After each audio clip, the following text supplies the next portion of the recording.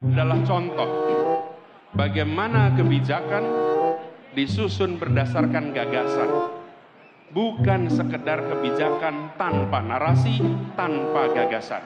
Urutannya harus jelas, bukan hanya karya, tapi karya berbasis narasi, narasi berbasis. Kembali lagi bersama Intrik ID, bahas politik tanpa baperan. Ulasan Intrik kali ini akan membahas sebuah hal penting dan isinya daging semua.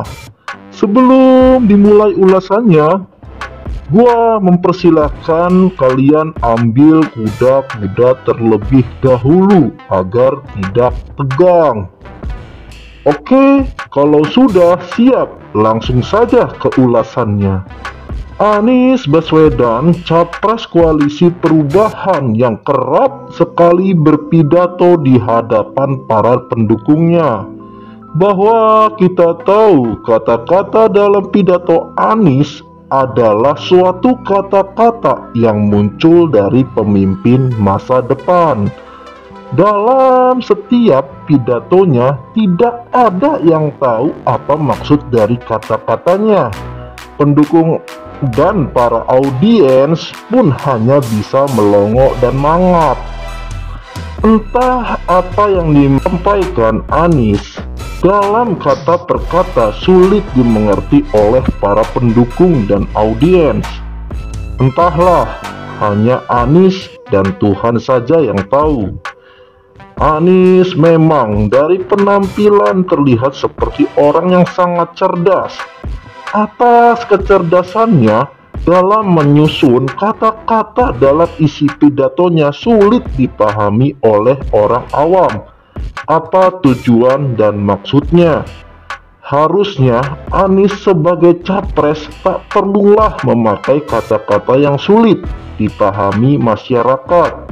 Bahwa kita tahu Anies sebagai capres butuh suara dari rakyat jelata dan rakyat desa, di mana kata-kata Anies saat ini memang hanya bisa dimengerti oleh kalangan pendidikan tingkat sarjana dan akademisi saja. Anies harus belajar dengan Jokowi.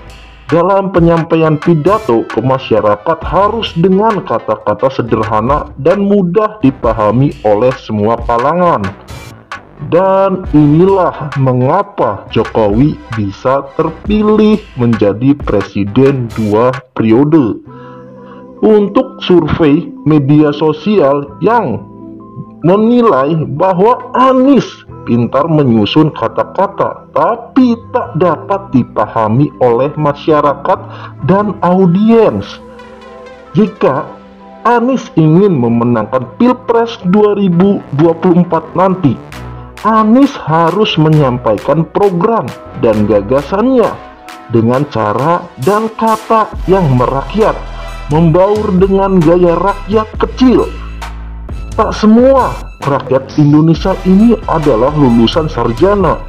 Jika Anies hanya butuh suara dari kalangan tingkat pendidikan tinggi saja, kemungkinan Anies akan ngampas di Pilpres 2024. Penampilan Anies sudah oke, terlihat cerdas dan soleh, tapi untuk menyampaikan suatu kata-kata kepada masyarakat haruslah sederhana, singkat, dan dapat dipahami oleh rakyat semua kalangan.